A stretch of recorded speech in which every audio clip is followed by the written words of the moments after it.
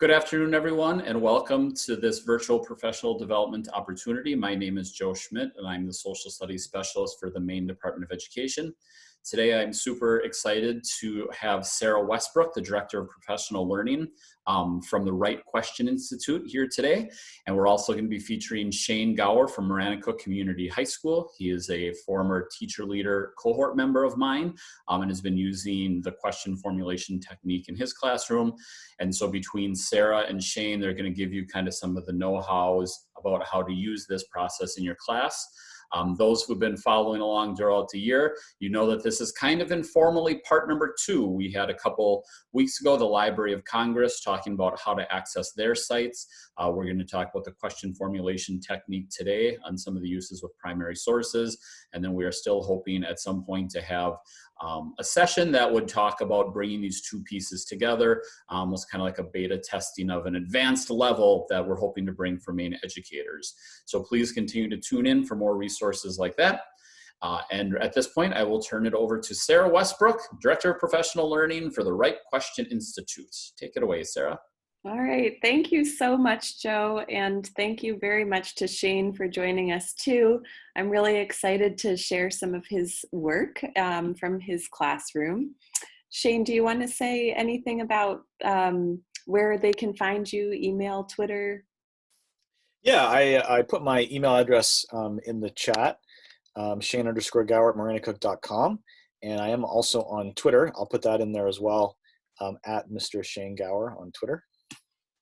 So you can find us and shoot questions at us anytime you want. I'm really excited to be here in Maine. Joe and I have spent some time thinking about how to get more educators in Maine to start using the question formulation technique and how to integrate it more fully into some of the work that he's been doing with the C3 framework and other inquiry-based learning. So this is a really exciting opportunity, and I'm happy to be here and share this with you. I'm a former English teacher from the Boston area, and I'm working now for the Right Question Institute, which is based in Cambridge. So we're neighbors, close neighbors. I think most people have introduced yourself already. If you haven't, go ahead and drop that into the chat box now. Okay, so I think today we're going to spend a little bit of time just thinking about question formulation as a skill and why that's such an important skill to focus on, especially given everything else that we're worried about as educators right now. And if you get a chance to fill out the poll that Joe just put up, that's really helpful too. We'll be doing some collaborative learning together, and I am putting you to work on Padlet, so get ready for that. And we'll take a look at some real classroom work, and then finally wrap up with a Q&A and more of an open discussion around questioning, curiosity, inquiry, and the state of the world right now. So this is really helpful to me. Thank you so much for filling out this poll. So it looks like we have a lot of you are either from 6 through 8 or 6 through 12. Okay, perfect. And Joe, do you mind scrolling down real quick on that poll? I don't know if maybe I can too, but it looks like, there we go. It looks like a lot of you are new to the question formulation technique. So perfect, you're in the right place. We're going to learn the question formulation technique through using it together and doing some work. So end poll. All right. And as Shane mentioned, you can find us on Twitter, so feel free to send a tweet our way. Everything that you're about to see is available on the rightquestion.org website. It's available for free for educators. And everything's offered under a Creative Commons license, which means that you can take anything that you see that you like and run with it. And you don't need to ask for permission. You just are citing rightquestion.org and you're free to go. And a lot of people do end up running their own professional development and using some of our materials, and I really encourage that. So why spend time on teaching the skill of question formulation? I'm taking us back to the early 1990s and a town in Massachusetts called Lawrence, which many of you might be familiar with. It's in sort of the North Coast area of Massachusetts. And my co-directors, Dan Rothstein and Lou Santana, were working with a dropout prevention program. This was a group of parents whose children were at risk of dropping out of high school. And one thing that they heard from parents over and over and over again was that they're not going to school, they're not participating in school functions or meetings because they didn't even know what question to ask. And after 1,000 or 2,000 times of hearing that, Dan and Luce started giving parents lists of questions. And so they would give a different list of questions for IEP meetings or a different list of questions for a school board meeting. But what they found was that that just built dependency. And really, the parents had named something so much more fundamental about learning and about self-advocacy, which is that the skill of question formulation is necessary to be able to navigate decision-making at every level, starting with the school and the community level, all the way up to a state or a national level. So it's not about being given questions or having good questions that you might model questions on. There's something much more fundamental about developing that skill really intentionally. And that's what the parents had named. And it turns out it's not just parents who were talking about it. This is something that a lot of different educational researchers and different thinkers have named as a really important part of learning. So David Hackett Fisher, so very well-known historian, said, "There can be no thinking without questioning, no purposeful study of the past, nor planning for the future." This is a fantastic book, and I highly recommend this. Stuart Firestein is a scientist at Columbia, and one of the things that he's written about is how students come into his courses at Columbia thinking that if they just learn everything that's in the textbook, they'll be fine. You know, they'll get A's. And in fact, it's about discovering what is not in the textbook and why. And that's really the crux of scientific innovation. It's leaning into the ignorance that we are really wired to fear, in a sense. We don't want to look ignorant, but in fact, if you don't, and you don't frame that ignorance, then a lot of the great innovations would have never happened. So this is it's a great book. I recommend it. He also has a follow-up that's called Failure. And he teaches courses at Columbia in both of those things. So he likes to joke with his students, "Oh, you know, are you sure that you want to succeed in this class? Because on your transcript, it's going to say ignorance A, failure A." But I think there's an important point here that those are two qualities that are really important to learning, and they're not qualities that we necessarily think of as positive. So similarly, there are a lot of college presidents at various points who have talked about curiosity being the most important thing that we can do for students. And the point of being in college is about being curious. And yet only 27% of college graduates think that they know how to ask questions. But I think that as a lot of us are working in K-12, we're aware that anything that's manifesting in college has started much before then. So I don't know if there's anyone who has young children, maybe a 3 or 4-year-old in your life right now. It might not surprise you to know that 3 and 4-year-olds are asking over 200 questions a day. Some studies have indicated they're asking upwards of 300 questions a day and 10,000 plus questions a year. This is a particular study on 3 to 4-year-old girls that shows outside of school, they're asking nearly 30 questions an hour. I'm going to show you what happens to the same group of girls when they're in a formal school setting.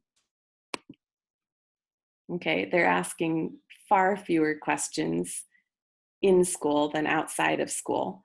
And now let me show you what happens when we're talking about a middle school student or a high school student. Now, there's a lot less research about older children. And part of that is because the question asking phenomenon decreases so significantly. It's hard to observe it with older children. What we do know is that adolescents are asking often less than 2 questions an hour. There is some evidence that educators are asking a lot of questions an hour, which is not that surprising. A whole group of students, so a group of 25 students, might be asking fewer than 2 questions per hour compared with 120. And I think it's not for lack of trying, right? A lot of educators recognize questioning and curiosity as a really important part of learning, but it's hard to get kids to do that. And it's hard to get all kids to do that. So what I would say is that we can work on it. And a lot of my work with the Right Question Institute is figuring out how to tap into that curiosity that 3 and 4-year-olds have and make it really come alive in a rigorous way in a classroom of middle schoolers or high schoolers or even doctoral students, because these trends continue beyond 18 years old. So Make Just One Change is the book that is sort of the culmination of the development that started in Lawrence, Massachusetts in 1990. And Dan and Luce published this in 2011. At the time, there was a handful of teachers around the country who were using the question formulation technique. There's now well over 1 million, and it's been translated into several different languages, and it's become a bestseller in Japan. Who knew? And so this work has really exploded because everything that you're seeing is offered under Creative Commons. It's free to use. And I think that that's a big part of the explosive growth that we've seen over the last few years. I think the other part is that the evidence is really powerful when you start using a more intentional way of teaching questioning. So I saw it in my own classroom back in Boston, and research confirms it also. So John Hattie's research has found that self-questioning is one of the most effective metacognitive strategies, and it can increase students' rate of learning by nearly 50%. There's other research I've read really compelling from the University of California, Davis, that ties curiosity to memory and retention. And it's a really strong predictor of a student's inclination to become a scientist. So there are all these benefits that we're hearing from research, and it's just starting to come up even more than it was. There's more research I'm reading now than I did even a few years ago. And then the other powerful reason for me about why we're doing this work is because of students like this. This was a Boston summer school student who had failed 9th grade English. And one of the things he said after using the question formulation technique over the summer was the way it made me feel was smart because I was asking good questions and giving good answers. And I imagine that smart is an adjective this student may not have used that often to describe himself in an academic setting. So I'd like us to do a little bit of active work now. I've framed for you sort of the problem that I've been working on and that the Right Question Institute is working on. So I'm turning it over to you now to do some of this thinking about questioning in our classrooms. So in a nutshell, we'll be using the question formulation technique, and we're learning it by doing it.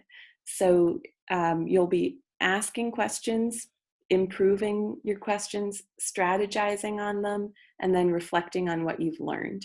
And so really in a nutshell, that's what the question formulation technique is. It's a step-by-step process that guides you through this step-by-step asking questions and strategizing.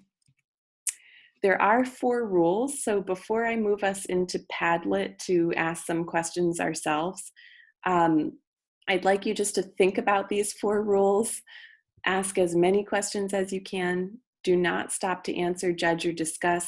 Write down every question exactly as it's stated, or in this case, exactly as it first comes to mind. And then change any statements into questions. So 4 rules, try to hold yourself to them. And I want you to think for just 1 second, what might be difficult for you in following those 4 rules? And if you have a thought, feel free to share it in the chat box. Anything that for you might be difficult in following those 4 rules. I see maybe judge my own questions. Don't want to have a dumb question. Yeah, yep. Try your best not to judge yourself. Just articulate the question as it first came to you, and you'll have a chance to change it later. And don't answer anything if you can help yourself. All right, so let's put this into practice. You're all officially deputized in the rules. That means you're all accountable to follow them as best you can. So we're moving into Padlet now, and I'm going to ask either Joe or Shane if you could drop the link into the chat box so you can go to it directly from the chat box. Thank you, Joe. So let's head over to Padlet, which I think is a really good vehicle for the question formulation technique. It's also just a fun tool in general, and I think a pretty intuitive tool. So I'm going to go there myself too, but you're going to see that I want you to be looking at your own Padlet on your screen, and you'll mostly just hear me in the background.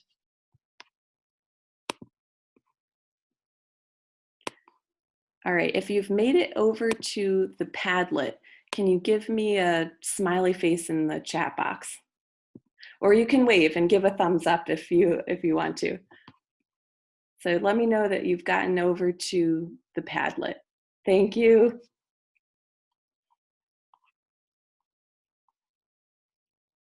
It should look something like this.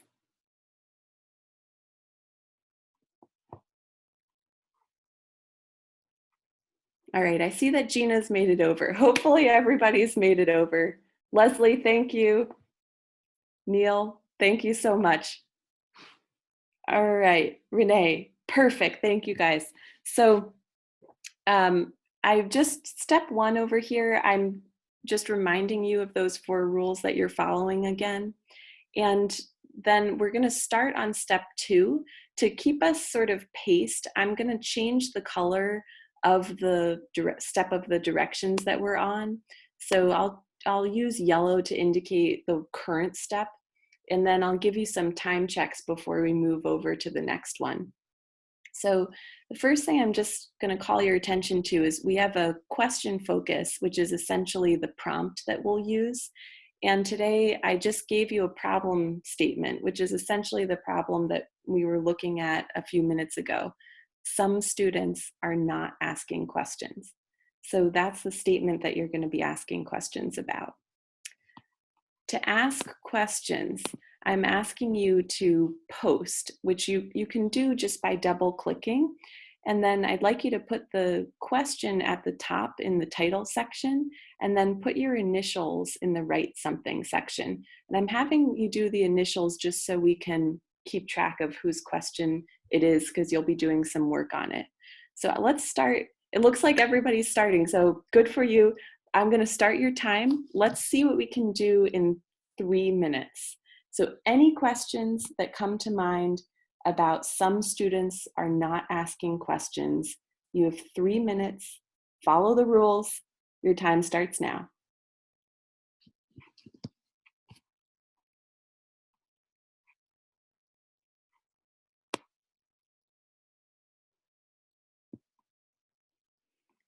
And you can click and drag your questions. So if they're getting all sort of a little cluttered, click and drag, and you can move it anywhere on this top half of the screen. You can scroll all the way over to the right-hand side.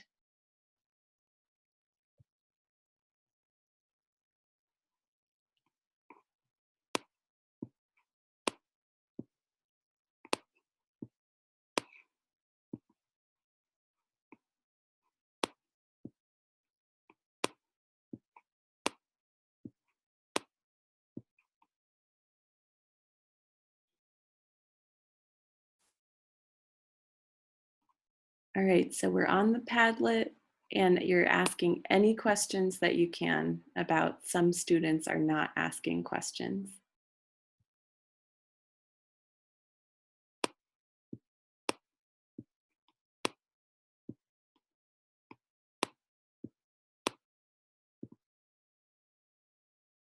And Shane and Joe, you guys, I think, can help move comments around.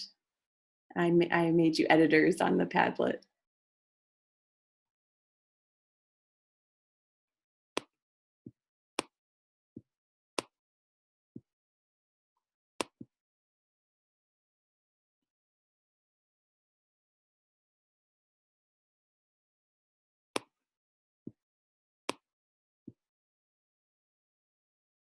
You have about a minute and a half left. Ask any questions that you can.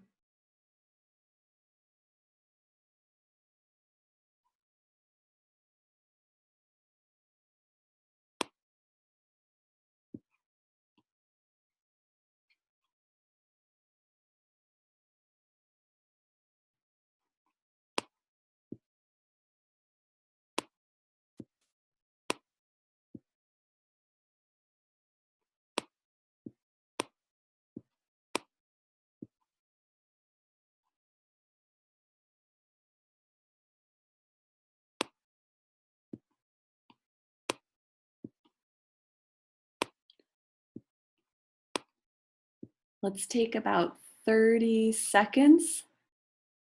Let's get some more questions up there. Feel free to look at what other people are posting. You can also click and drag to move your questions over to the side here.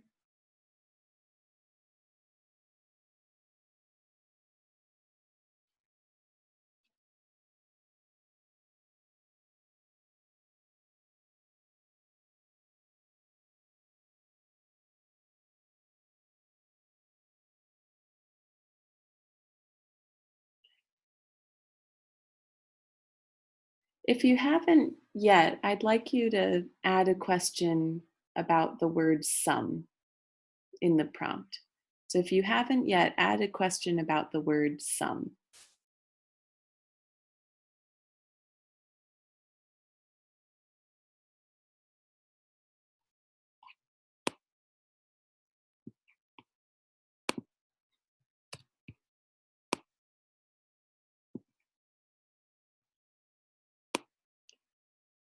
All right, get down your last question.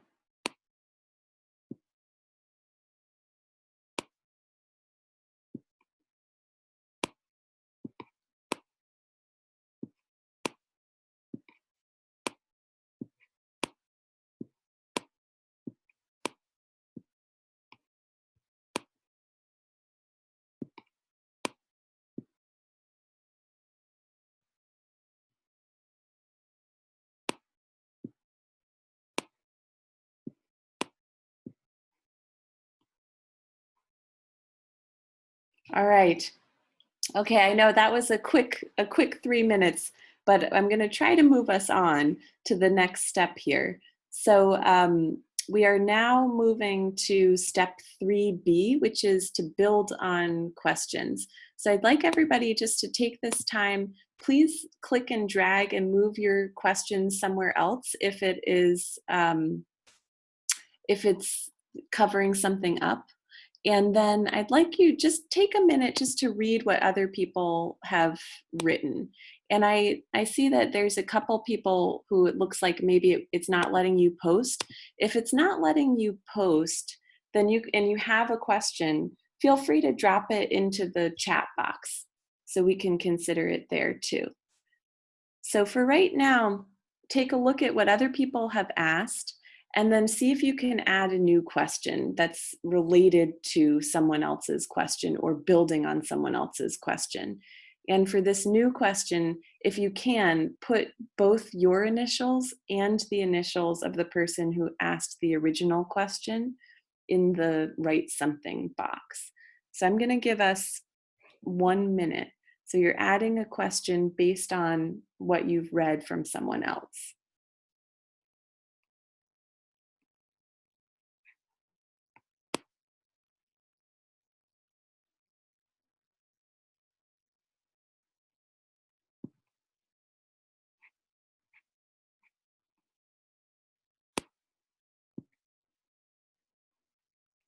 All right, and we need everybody's help in try to move your questions a little bit if you can.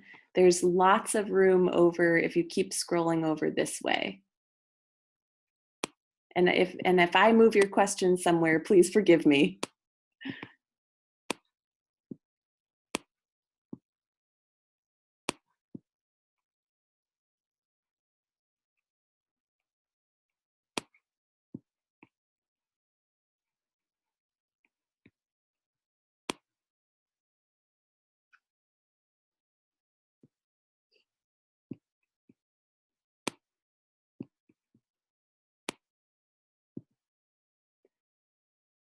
All right.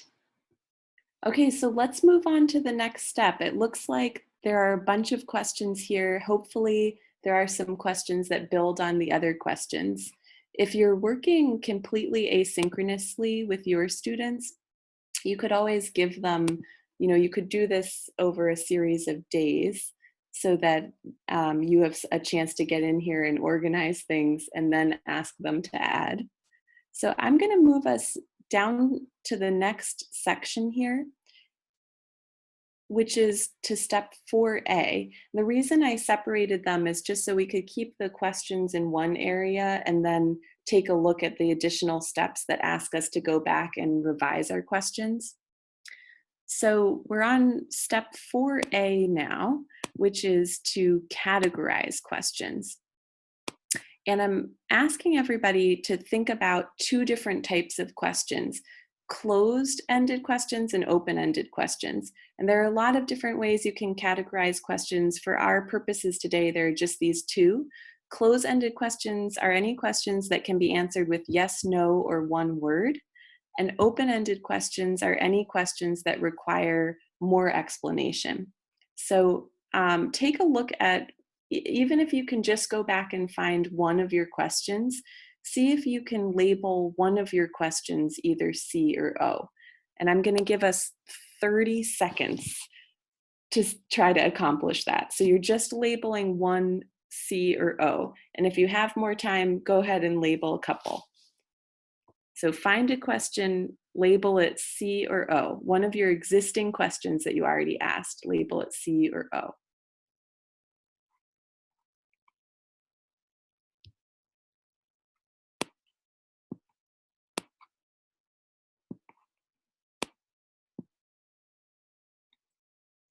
Okay, I see a couple questions that are labeled. Let's take a few more seconds.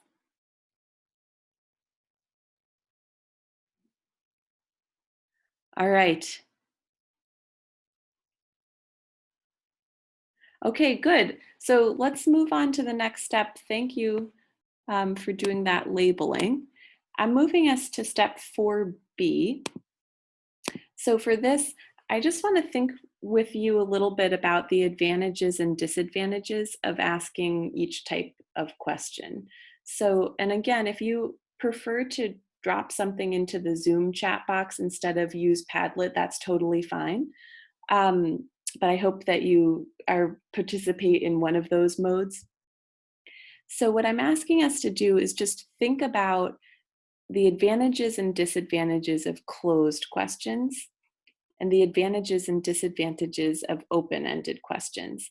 And for this one, instead of writing a new post, I'm asking you to come in and comment on one of these posts. So, and you could comment on both of them if you want to, but let's see what you're thinking about as some of the advantages or disadvantages. And you would come in and click this comment box here, and you'll be able to put in something. Maybe I'll just put in creative. So it's very easy to add comments there.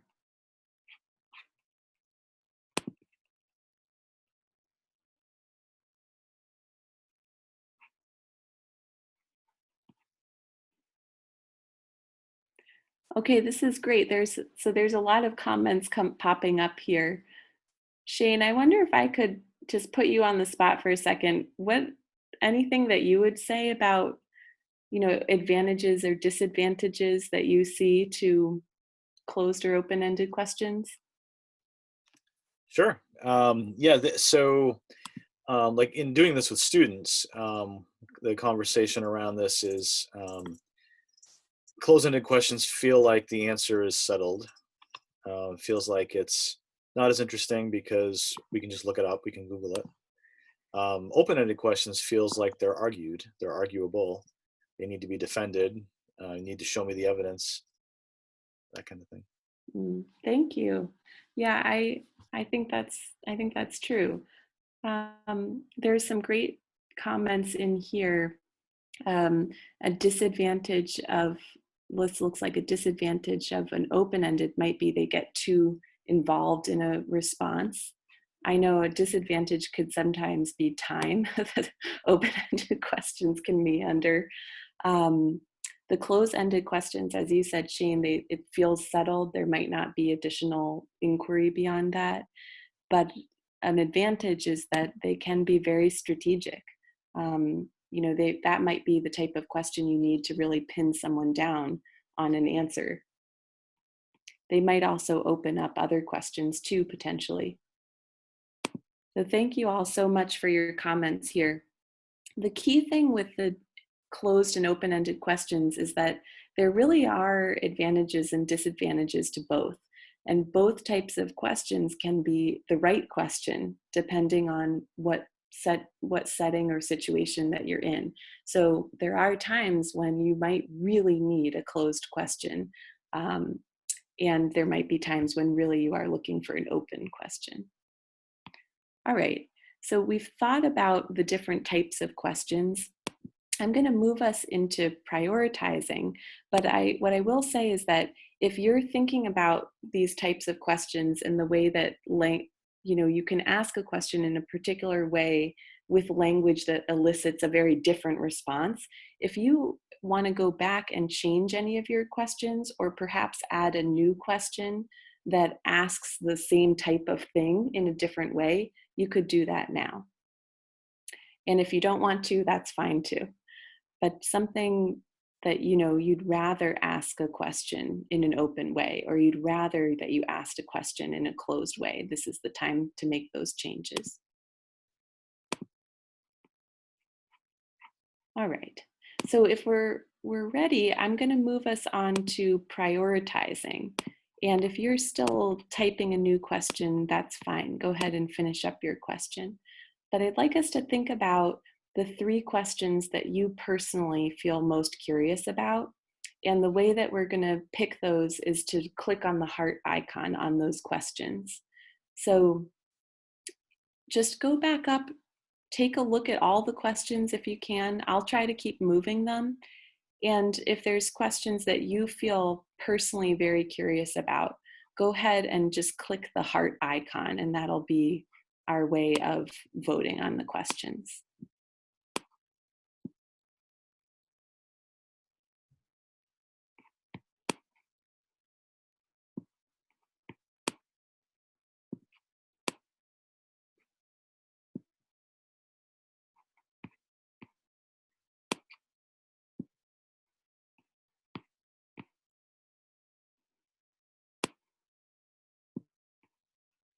So let's take a couple more seconds to make those 3 votes if you haven't yet.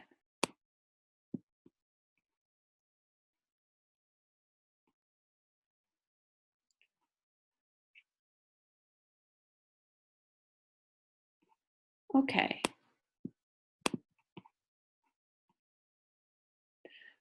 All right, I'm going to move us on. So I'd like just to think for a second, anything that comes to mind for you, if you were going to answer your priority questions, how would you go about doing that?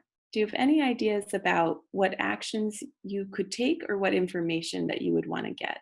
So for this one, we're just making a comment on a question. So if a priority question that you selected, or you can go in and make a comment on this step 6 post as well.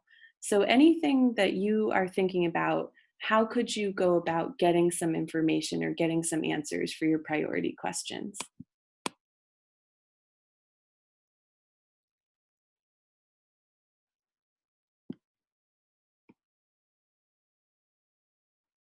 And again, I would say, feel free to drop some ideas into the Zoom chat as well.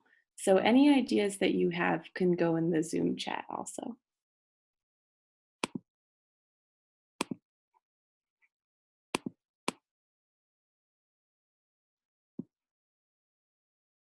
Okay.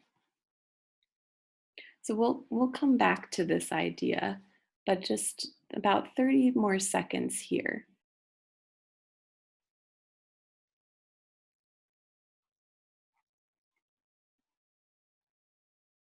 And I see we have some comments. That's great. Thank you.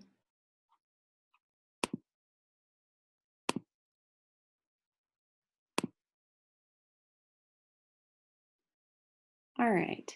So let's move on to a quick reflection, and then we're going to take a look at some of Shane's work in his classroom.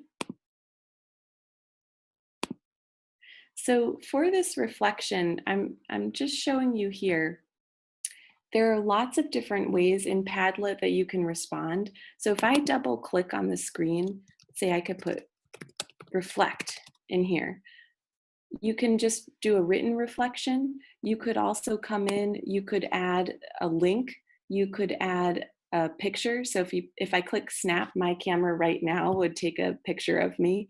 If you wanted to, you could do a voice recording or a screen recording. You could draw. So I could do something like this. That's my sad illustrative attempt at questioning. So go ahead and for the next minute, if you could add a reflection to the Padlet. And again, you have all those options, written text, an image, or some type of recording. If you have better drawing skills than me, I really encourage you try the drawing. In this post, if you could try to add it under the blue dotted line here.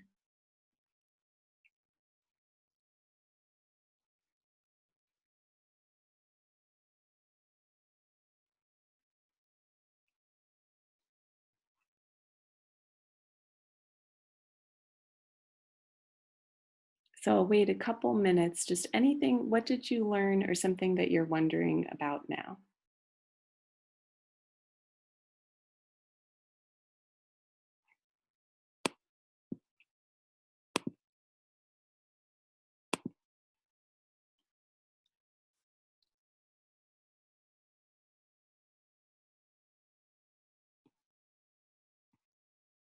Okay.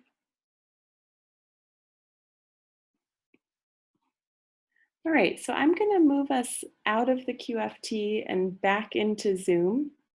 So let's try to start meandering back from Padlet and come back into your Zoom window.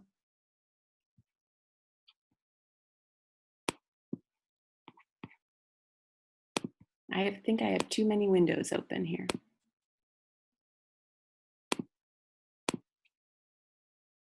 Okay.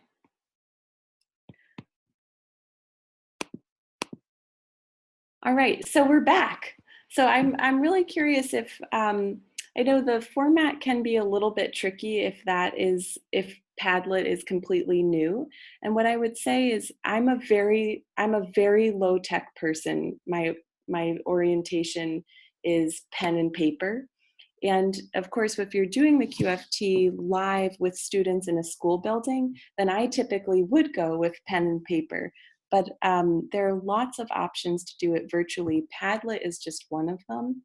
If you spend some time on Padlet, I gave you a whole bunch of how-to guide videos down at the very bottom of that Padlet we were just looking at. And there are ways to structure it so that it isn't that gallery view that we were looking at where it's sort of a movable canvas. You can make Padlets that are extremely structured in one column. And so there are a lot of options. I think it's a good vehicle, but certainly not the only vehicle. All right. So let's move on here. Shane, was there anything else you wanted to say about Padlet or other virtual tools? I could just speak to Jamboard. We've been using Jamboard because students are already logged into their Google account. and it's a Google add-on. It works very similar. So yeah, there are different things that you can do. And as you said, in the classroom, I've done it with a whiteboard and sticky notes. So Yeah, and it feels different to me, you know, when I wish that we were all doing this in person. But one thing I would say that I found is, you know, some students are really oriented to writing something quickly in a Padlet or a Jamboard. So it can, you know, especially if you open it up and you say to them, you can do it as a recording, you could do it as a drawing. For some students, that actually is freeing. I don't know if you've found that at all, Shane. yeah, I think so. I think in a limited sample at this point, but yeah, I mean, definitely there are some kids who thrive in one environment and not so much in the other. Yeah. Okay, so if you are interested in looking more at that Padlet, and remember there is a whole section at the bottom that has some how-tos and some guides. There are templates for you and some links. And if Joe or Shane could just drop those in the chat box, that would be great. So yeah, so feel free to investigate those more. Okay. We have packages and dogs in the background here. So let's take a quick look at the process you just did. Okay, in a nutshell, the question formulation technique, as I said, it is a fairly simple process, especially if you're doing it in a mode that's really familiar to you. It's a process through which you're getting kids to ask as many questions as they can, and then you're improving, strategizing, and reflecting. And it is designed to be pretty simple so that it can fit all on one slide, but you're doing really rigorous thinking through it. So I had one girl say to me in a classroom in Fitchburg last year, well, I feel like my brain hurts, but in a good way. So you are doing this very sophisticated thinking the full way through the process. You're doing 3 different types of thinking. The first is divergent thinking, and that's that really creative burst of energy when you're first asking those questions. You're also doing convergent thinking, which is the more strategic, analytical thinking. That happens when you're thinking about categorizing questions and when you're prioritizing. And then you're doing metacognition, or thinking about your thinking. And that's happening not just at the very end when we asked you to reflect, but also when you were thinking about what rules might be difficult for you to follow. Okay, so I'm going to turn it over to Shane now because he's done this in his classroom. This is just one example, and it is around using a primary source, and there's a lot of great stuff here. So over to you, Shane. Just tell me when you want me to advance the slides. Okay, great. Yeah, so when I've used this a lot, and the example I have today is specific to 11th grade U.S. history, and this is a document that I got from a school project that we're doing. Our unit, you know, what happens when people fight over power is our question, and this document came from research that I had done actually for related to NHD professional development on a Maine soldier, Millard Corson, who was killed in the First World War and is buried in France. I actually had a chance to visit his gravesite. And so this is the primary source document. And the way I've been using it is, in this case specifically, to examine the primary source document and generate questions about the primary source document. If you want to advance. Sure. Thank you. And this is the framework that I use. And this is, though, recognizing that students in 9th and 10th grade have done a little more in-depth document analysis. Many of you are familiar with maybe the DBQ project and some of the source analysis pieces they have with that. They've been using that, so they're familiar with and probably sick of you know, writing down all the answers to those questions related to sourcing a document. So at this point, we try to come up with something a little bit quicker and a little bit snappier, and that is what we call getting happy with the document. And so students have to come up with the historical context, or think about the historical context, or you give them the historical context. Maybe it's a textbook reading, maybe it's a video. In this case, it was a video that I showed, a 3-minute video, but that's the historical context piece. Then they will read through the document and try to think about the audience, like what's the intended audience? Why did they create this document? The point of view, what's the point of view being expressed in the document? The purpose, why was it created? And then the last one, this is really the significance, the why. Why should we care? And then while they're thinking about these things, they make notes. If you want to advance. There we go. And this is just more of the document, so you get a sense for what they're looking at. So these are the questions that students came up with. I mean, they come up with a lot of questions, but I picked some because I thought these were maybe representative of the kinds of questions that students come up with going through this process. These are part of the, like what you guys just did, generating questions. These are some of the questions that they did. And when I did this, I did it in the classroom. So they actually wrote them on sticky notes and stuck them up on the whiteboard. And what I had them do in this case was, and again, there are different things that you can do.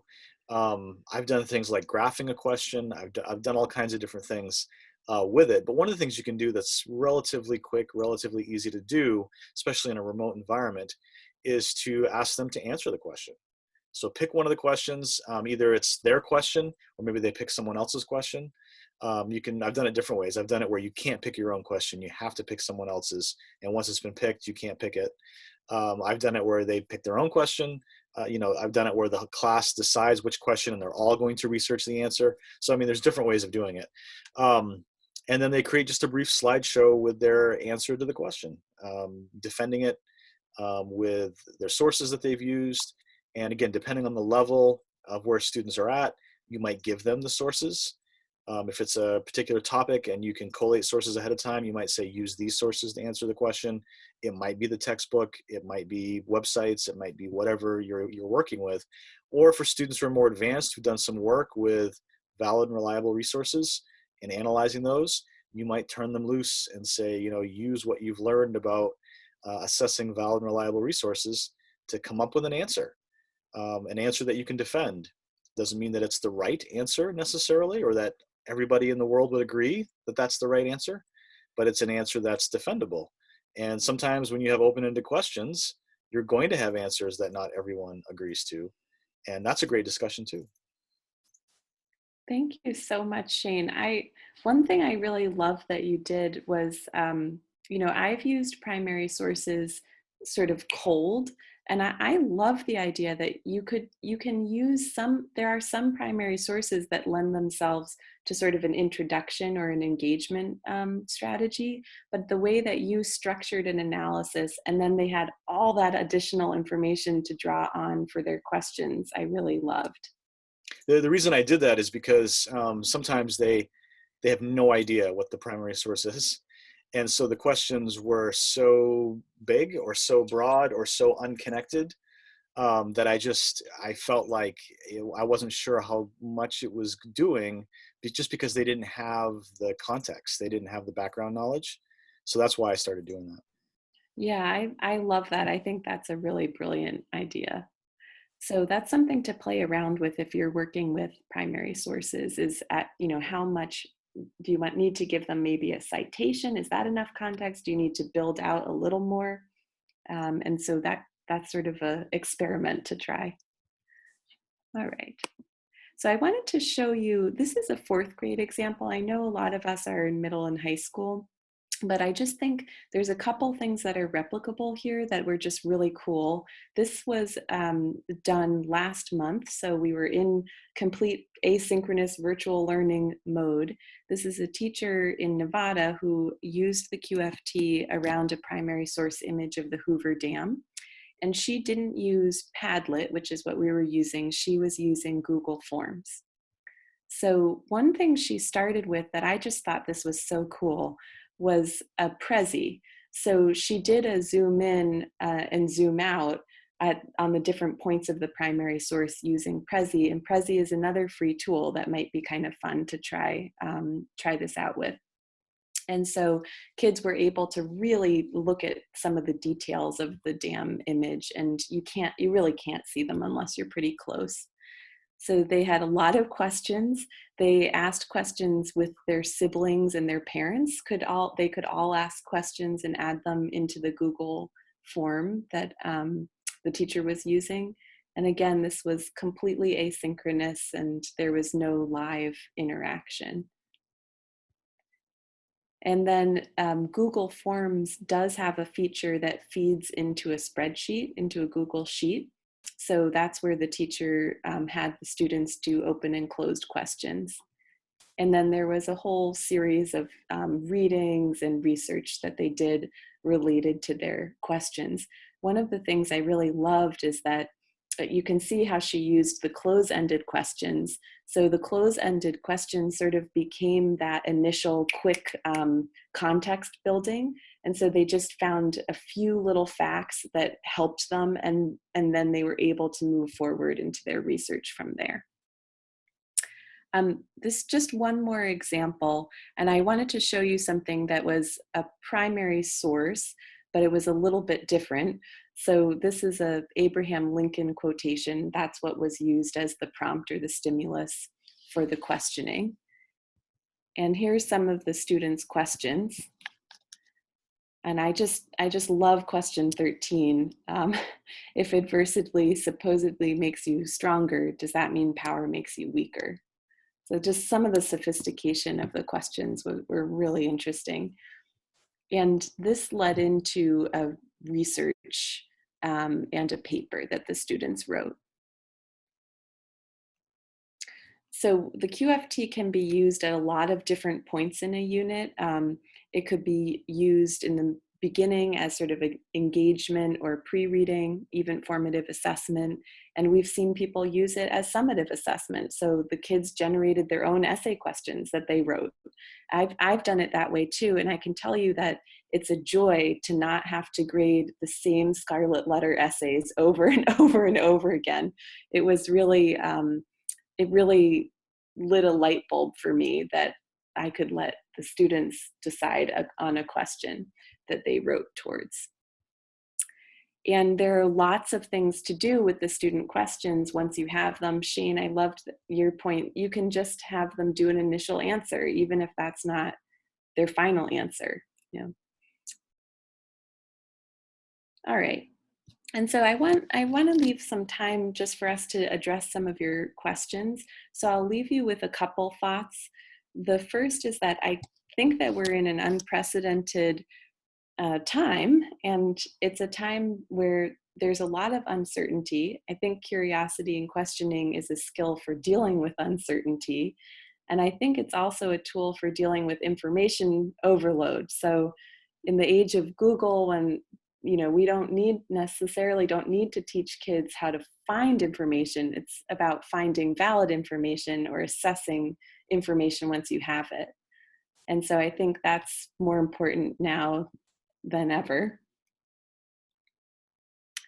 And then the other thing I would say is I see questioning as related to democracy and related to self-advocacy. And that's the larger work of our organization is, beyond education. When kids graduate, what skills do they need to really be able to participate? And so we love this image of Septima Clark, who's seated in the middle there, and her cousin Bernice Robinson is standing over her shoulder. They founded the citizenship schools in South Carolina, which were about teaching low literacy adults to read and write, not just because they could avoid being cheated out of wages or housing, but also because they saw it as related to voting and to being an active citizen. So one of the things Septima Clark said was, we need to be taught to study rather than to believe, and to inquire rather than to affirm. And I just feel that resonates so much with me and with the work that we're doing. So it's about teaching kids this questioning skill, not just for their education, but for their life, that they need it to be able to fully participate in decision making and to make sure that their voice is heard in situations where it's really difficult sometimes. So I see all of us, as being in positions to really make a huge difference and be a game changer for kids with a skill that's pretty valuable. So that's it. And I know I want to respect everybody's time, but if there are questions for us, I'm happy to sit around, um, to stick around. And we also, there's a ton of resources on rightquestion.org that again are completely free for you. And I really encourage you to take a look there. So even if the, Padlet there doesn't work for you, there are other virtual tools and how-to guides that you could check out. So if you have questions, and I hope you do, please drop them in the chat box now. And Shane has a few more minutes, I think, too, hopefully. So any questions you have for Shane or me?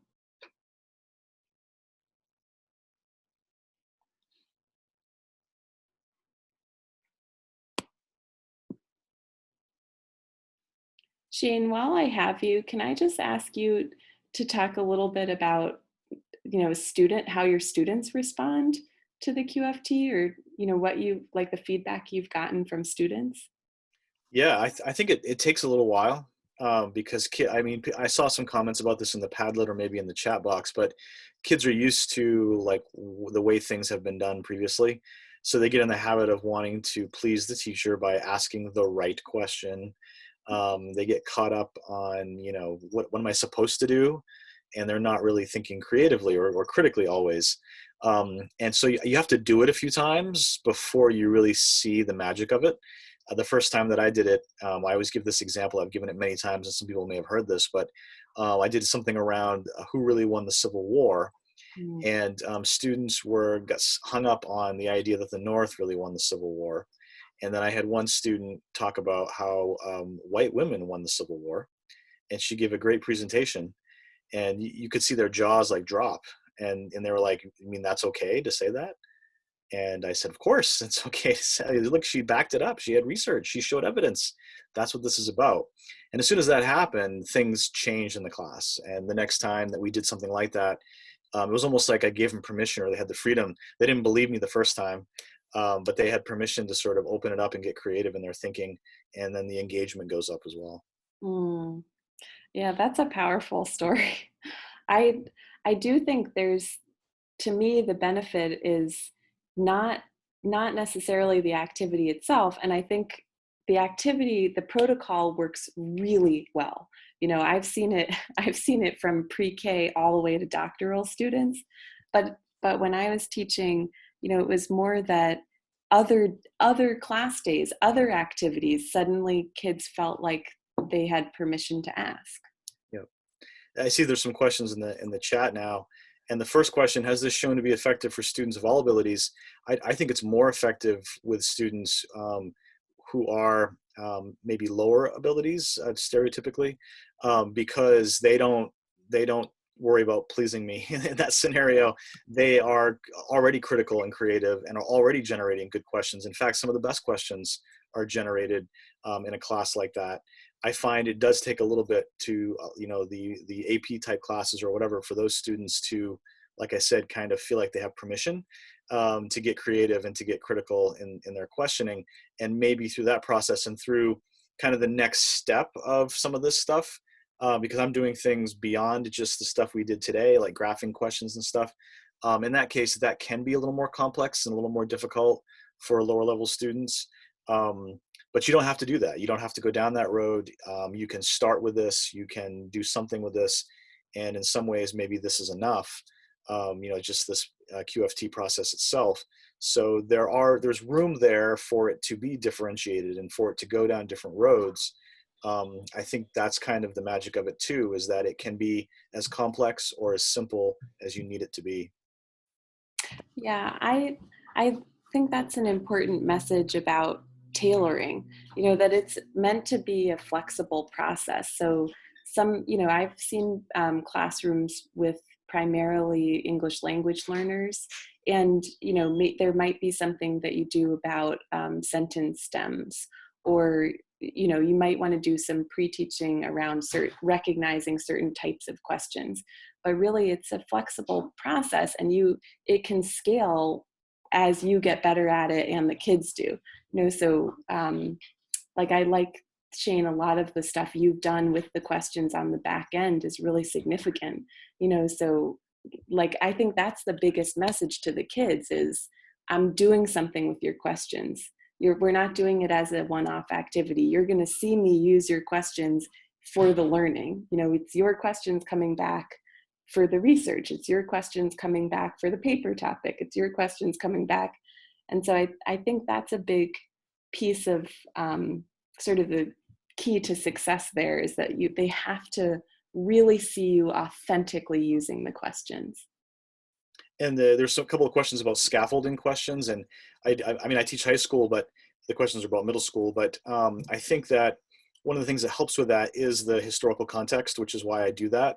So again, depending upon what subject it is or what your purpose is, and giving the students the cue focus, it depends on what your purpose is. If your purpose is to analyze language, then you wouldn't give historical context, but you would maybe have to give some skills around analyzing language. So it depends on what your bigger goal is and what you've done previously. But I really feel like in order for them to feel confident in the questions, and in order for it to generate questions that fulfill the purpose that I have intended, that at least in history class, you want to give them some sort of historical context. And it could be as quick as a 3-minute video or a 5-minute video. It could be a section from a textbook. It could be a 1-page overview. It could be a little Wikipedia snippet, depends on the level, depends on the grade level, etc. Yeah, I think that's really smart. You know, even sometimes even the right caption is enough. You know, if especially with primary sources, you know, and it really is just gauging who your students are.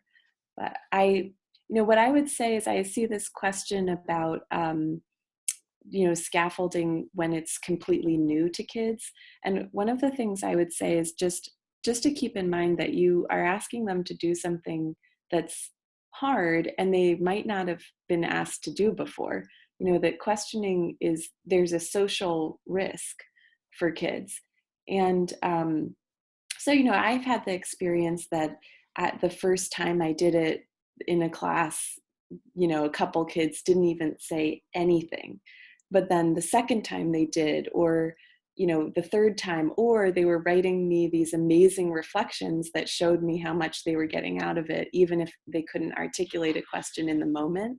So I really, you know, I really think it's worth building that skill, making that investment, and they do get better at it over time, but you're asking them to like flex muscles that they've never really had to exercise before. So I see, Joe, thank you for putting that in the chat box too. That's a really good resource. So we have videos all the way from 4th grade, some middle school videos and some high school videos on rightquestion.org. Sarah, I'm wondering if you could go back just a little bit, because I know we've done work and talked about this, and Neil is still here.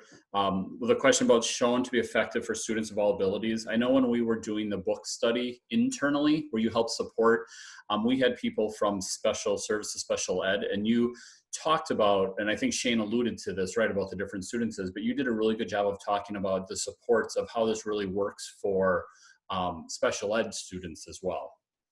Yeah, sure. Yeah. And you know, and I really liked what Shane said too, that in a way, sometimes students who feel less confident or are lower performing I've had the same experience where they love it. I mean, they pick it up immediately and they love it. And there's like a real sort of immediacy and honesty to the questions that I appreciate.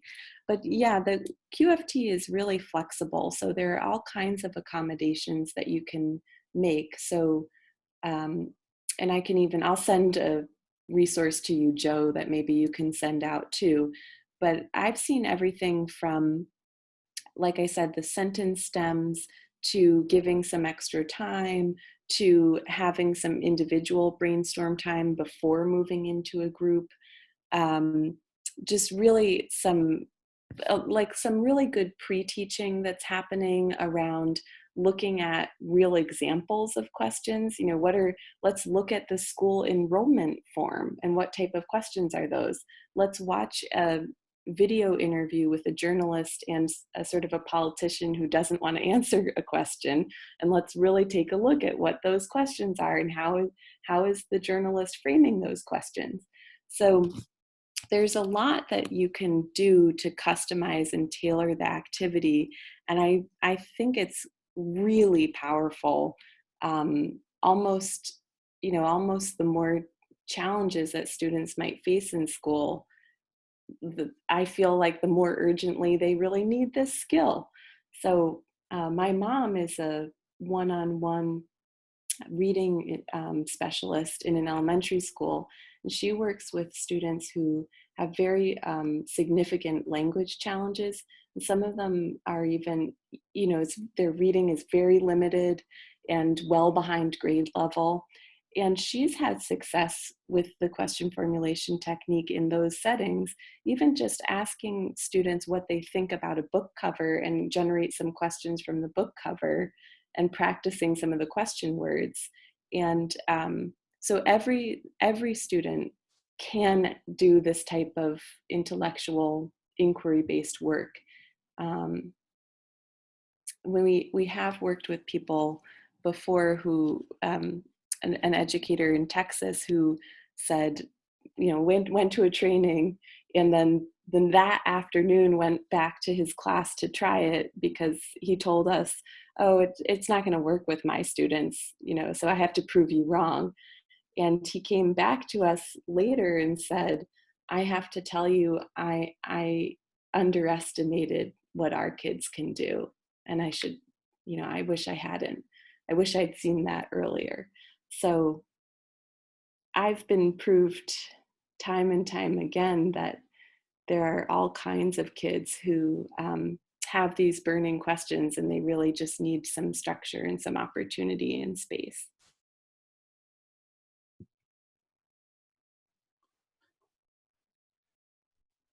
Looking to see. All right. Last call. Anybody have any questions for Sarah? I know we had some people sneaking out. I think we addressed the questions that were in the chat box. Looks like it. And I have to say thank you to everyone so much for spending this time with us. I really appreciate it. And, I really hope that you go and do some exploration online and take another look at some of Shane's work in the PowerPoint and in the recording too, because he's a great resource. So I would even say your first QFT questions should go to Shane. Awesome. Well, thank you, Sarah, so much for the time, not only today, but in coordinating some of this and a lot of the different paths that we've been trying to plan moving stuff forward. You know that I'm a big fan of the question formulation technique and all you guys are doing at RQI. So thank you for that. And so, yeah, Sonia says the idea about how to do this virtually, and I know that's something we talked about. As great a process as this is right now, we have this distance learning environment, and you said that you were able to kind of talk about it through that lens. Yeah, thank you, Joe. I know it's a really challenging time to be a teacher right now, and I mean it's tough. It's tough, and I know the challenge and the struggle is real. So I appreciate being able to be here. I hope it's something that you consider using. Absolutely, and we'll continue planning on that the step 3 about how to implement that next level with Maine teachers then. Absolutely. Awesome. Thank you very much.